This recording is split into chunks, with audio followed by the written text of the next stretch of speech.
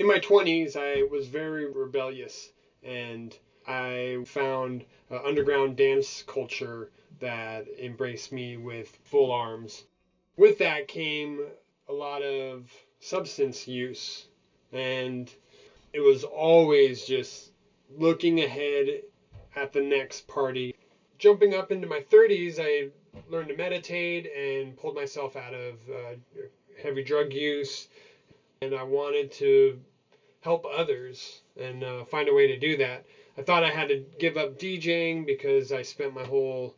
adult life acquiring those skills, and then my wife pulled me into yoga and realized that yoga needed music as well. That brings me a good sense of well-being. But that wasn't enough, and that's where the seed of the identity movement came into play, through really wanting to shake up the world and change the way we see ourselves operating in it. Instead of working through competition, to work with each other through cooperation. And so that's really where the identity movement was born with my co-founder, Kara. And since its conception a year ago, we've been putting it into place here in Bellingham, and that involves local skill shares that are open to the general public, and with that, people get introduced to great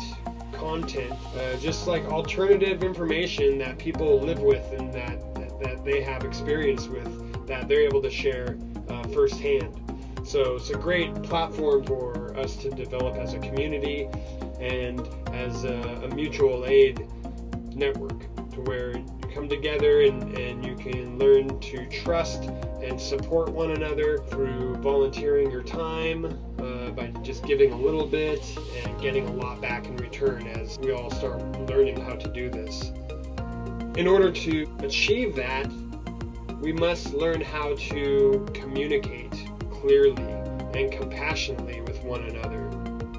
Oftentimes that gets so jumbled that the data doesn't come across the gap between human beings accurately, so we end up with damaged data, and then we make our assumptions based off of that.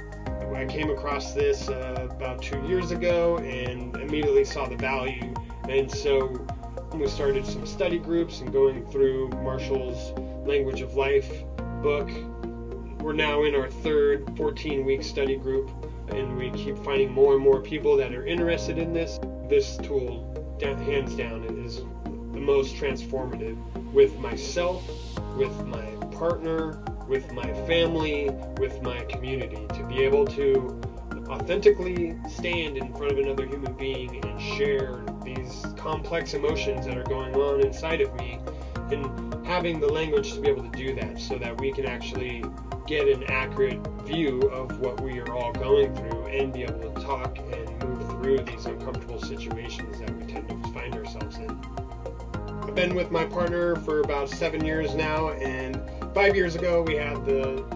joint vision of having a multi-generational farm, and my wife's parents were also interested in that same idea, and it took 5 years for all the pieces to come into place. But we just moved on to that multi-generational property 3 months ago, and we're building our compact home right now. We have chickens and ducks and plans to build a greenhouse and a barn next, to become more self-sustaining and to cultivate skills. And that's where the identity movement comes into play, is being able to practice that model that we have of creating a mutual aid group for ourselves, and showing how and what challenges come from that, and also the model that can be replicated anywhere, so that others can do this too with their friends, family, and neighbors, and also be able to continue to cultivate and grow as a community.